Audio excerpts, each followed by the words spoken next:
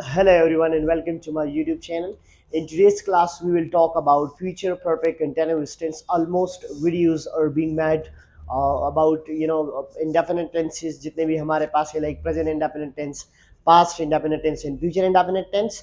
Similarly मैंने video बनाया है about present continuous tense, past continuous tense and future continuous tense. And present perfect continuous tense पर भी almost video मौजूद है, पास्ट परफेक्ट कंटिन्यूअस टेंस पर भी वीडियो मौजूद है. Today we are going to give a task to the last tense, which is future perfect continuous tense. So what is actually future perfect continuous tense? We are going to learn in detail about future perfect continuous tense. The very first thing that I will write here is the name. जो हमारे पास name है future perfect continuous tense. जिस तरह हमारे पास आप देख सकते हो कि इस टेंस का जो नेम है ये बहुत बड़ा है, इसी तरह स्ट्रक्चर भी इसका बड़ा होगा, क्योंकि हम जो स्ट्रक्चर उठा लेते हैं वो हम इसी नेम से ही उठा लेते हैं. इसलिए आप जब स्ट्रक्चर जब आप मैंने यहाँ पर नेम लिख दिया तो मैंने कहते कि इसका स्ट्रक्चर भी थोड़ा लेंथी होगा because of the name is almost lengthy, structure will be automatically lengthy. So the very first thing, मैंने टेंसेज में अगर आप मेरी वीडियो बार बार देखते हो तो आपने शायद 100 दफा सुना होगा मेरे माउथ से कि हम टेंस की वजह से क्या उठा लेते हैं, कंटिन्यूस की वजह से क्या उठा लेते हैं, परफेक्ट की वजह से क्या उठा लेते हैं और फ्यूचर की वजह से क्या उठा लेते हैं. तो आपको अगर आप वीडियो डेली बेसिस देखते हो तो आपको ये शायद ज़रूर पता होगा कि इसकी वजह से हम क्या क्या उठा लेते हैं. अगर आप ये जानते हैं फिर इस स्ट्रक्चर में कोई डिफ़िकल्ट नहीं है, अगर नहीं जानते फिर स्ट्रक्चर आपके लिए डिफ़िकल्ट होगा. तो पहले मैं यहाँ पर क्लियर कर दूँ कि आज मैंने बहुत सारे वीडियो बनाए हैं जिसके बारे में मैंने कहा भी है कि टेंस को आपने कहाँ पर लगा देना है, नॉट को आपने कहाँ पर लगा देना है, फ्यूचर की वजह से क्या उठाते हैं वो मैं यहाँ पर बताऊंगा, और टाइम की क्या डिस्ट्रीब्यूशन है. तो यहाँ पर क्या होता है कि हम टेंस की वजह से स्ट्रक्चर में सब्जेक्ट और ऑब्जेक्ट को ज़रूर लगा लेते हैं. टेंस की वजह से स्ट्रक्चर में सब्जेक्ट और ऑब्जेक्ट ज़रूर लगेगा, लेकिन आपको ये जानना चाहिए कि जो मैं रूल यहाँ पर बता रहा हूँ ये कोई अथेंटिक रूल नहीं है. तो वैसे ही सब्जेक्ट और ऑब्जेक्ट आप लगाओगे क्योंकि हर टेंस में सब्जेक्ट और ऑब्जेक्ट होता है. तो मैंने इस सब्जेक्ट और ऑब्जेक्ट को टेंस के साथ ही कंपेयर किया है. सिमिलरली अगर आप नॉट लगाना चाहते हो तो नॉट को आप लगाओगे थर्ड पोजीशन पर, हमेशा नॉट लगेगा थर्ड पोजीशन पर. ये इस नॉट को आप सेकंड पोजीशन पर भी लगा सकते हो. अगर नहीं जानते तो प्रेजेंट इंडेफिनिट टेंस में मैंने डिटेल से बता दिया कि आपने किस तरह इसको सेकंड पोजीशन पर लगा देना है. तो जब टाइम के डिस्ट्रीब्यूशन की बात हो रही हो तो टाइम हमारे पास तीन तरह के हैं, प्रेजेंट है, पास्ट है और फ्यूचर भी है. अब प्रेजेंट, पास्ट और फ्यूचर, जब प्रेजेंट की बात हो रही हो तो फर्स्ट वर्ब लगा देना है, पास्ट की बात हो रही हो तो सेकंड वर्ब लगा देना है, फ्यूचर की बात हो रही हो तो फिर से फर्स्ट वर्ब भी आपने लगा देना है. तो ये तो हमारे पास टाइम का डिस्ट्रीब्यूशन है, और इन्हीं टाइम्स में वर्ब कौन सा लगता है वो भी मैंने क्लियर कर दिया. अब यहाँ इस बात करें तो मैंने कह भी दिया कि टेंस की वजह से हमने उठाना है सब्जेक्ट और ऑब्जेक्ट हो. कंटिन्यूअस की वजह से अगर नहीं जानते तो प्रेजेंट कंटिन्यूअस टेंस में जाके देख लीजिए गैरेज कि कंटिन्यूअस की वजह से हम क्या उठा रहे हैं. तो हम उठाते हैं फर्स्ट प्लस ING. परफेक्ट की वजह से हम क्या उठाते हैं ये भी मैंने एक्सप्लेन किया है, प्रेजेंट परफेक्ट टेंस में जाके देख लो, यू विल गेट इट. इसकी वजह से हम उठाते हैं थर्ड वर्ब को, और फ्यूचर की वजह से हमारे पास हमेशा लगेगा वेल शेल एक, और दूसरा फ्यूचर की टाइम की बात हो रही है, जो टाइम फ्यूचर में हम वर्ब लगाएंगे फर्स्ट वर्ब को. This is what it is.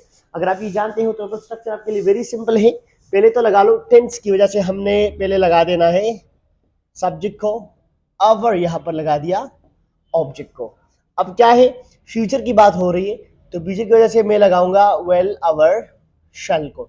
अब ये भी मैंने क्लियर कर दिया कि फ्यूचर के साथ फर्स्ट वर्ब भी लगता है, तो इस वेल और शेल के साथ मैं वर्ब लगाऊंगा फर्स्ट वर्ब जो हमारे पास है हैव, और ये एक परमानेंट वर्ब है which can not be change.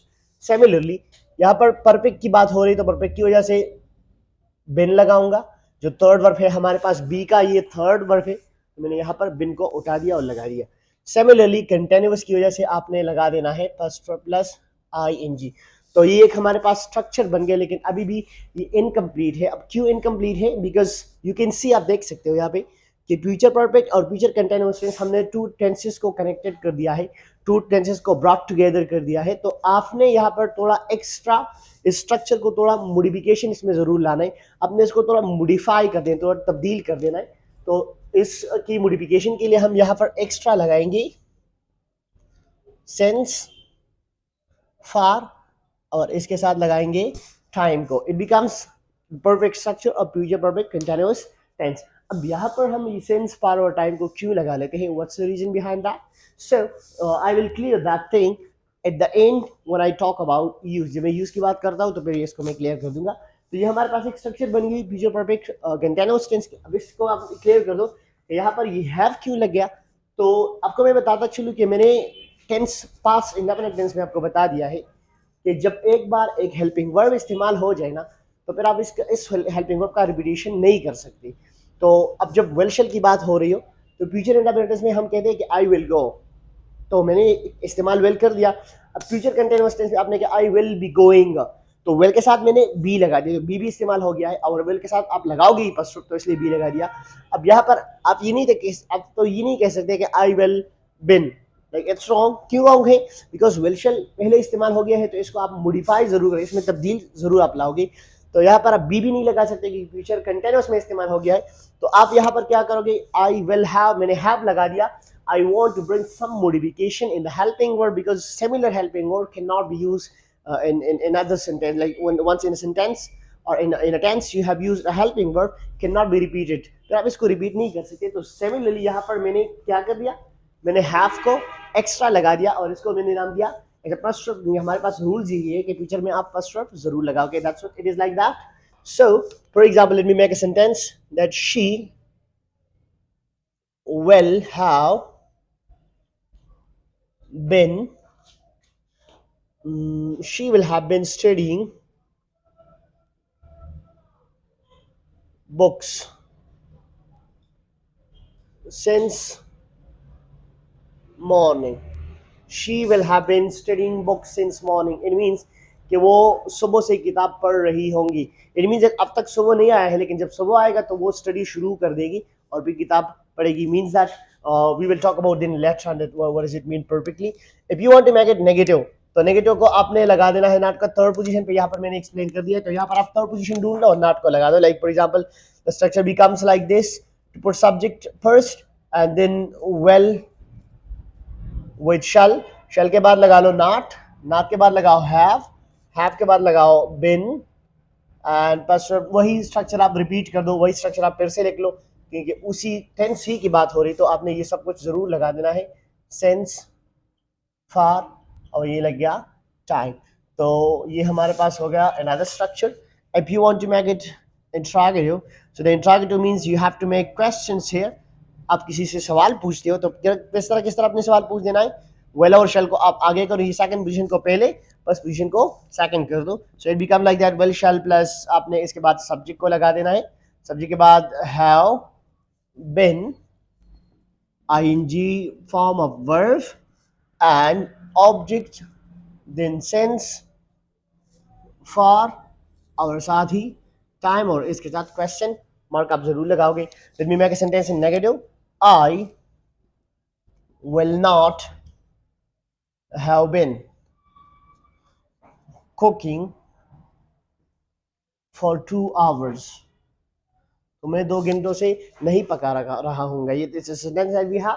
Similarly, if I'm asking you, well, you have been playing cricket since morning.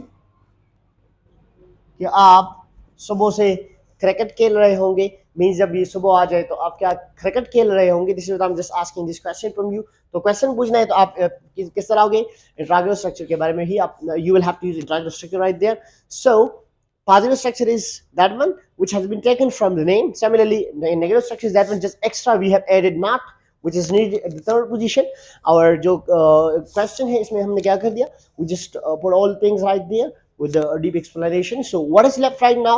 We have 2 things left. The first one is what will be the Urdu identification. So the Urdu पहचान will be रही, होगी, रहे, होंगे, रहा, होगा. That will be the Urdu identification. The second thing which is left, where do we use future perfect continuous tense? तो आप इसका इस्तेमाल कहाँ पर करोगी? To talk about a going on action in future. कोई ऐसे एक्शन के बारे में बात करें जो गोइंग ऑन होगी इन फ्यूचर में, मतलब आने वाले वक्त में ये गोइंग ऑन होगी विद अ पर्टिकुलर टाइम। लेकिन इसके पास जो टाइम है वो पर्टिकुलर होगी। पर्टिकुलर टाइम मतलब with known time, means that you are giving originating time. आप ओरिजिनेटिंग टाइम दे रहे हो कि ये काम इसी वक्त से ही शुरू होगी, तो फिर आप इस्तेमाल करोगी ये टेंस। जिस तरह मैंने कह दिया कि she will have been studying books since morning, कि वो सुबह से किताब पढ़ रही होंगी, तो मैंने इसका क्या कर दिया, नोन टाइम कर दिया, विद पर्टिकुलर टाइम। मैंने गोइंग ऑन एक्शन में के बारे में बात की जो अभी नहीं है लेकिन फ्यूचर आने वाले वक्त में ये गोइंग ऑन होगी। That's it. So this is what it's all about, future perfect continuous tense. And with in this video, we are going to give a name to tenses. Mean the tenses are completely done. And another video will also be made about all the tenses and how to get them. We will talk about tenses, overall structures, overall uses, with the spoken touch, and also I will talk about the Urdu identification, that how can we get it in Urdu. Like for example, if someone is making a sentence, so how can I then change? That's the problem to students. So another video will also be made in which I will explain all the tenses in a very detail and in just one go. So wait for that and take care of yourself. Till then,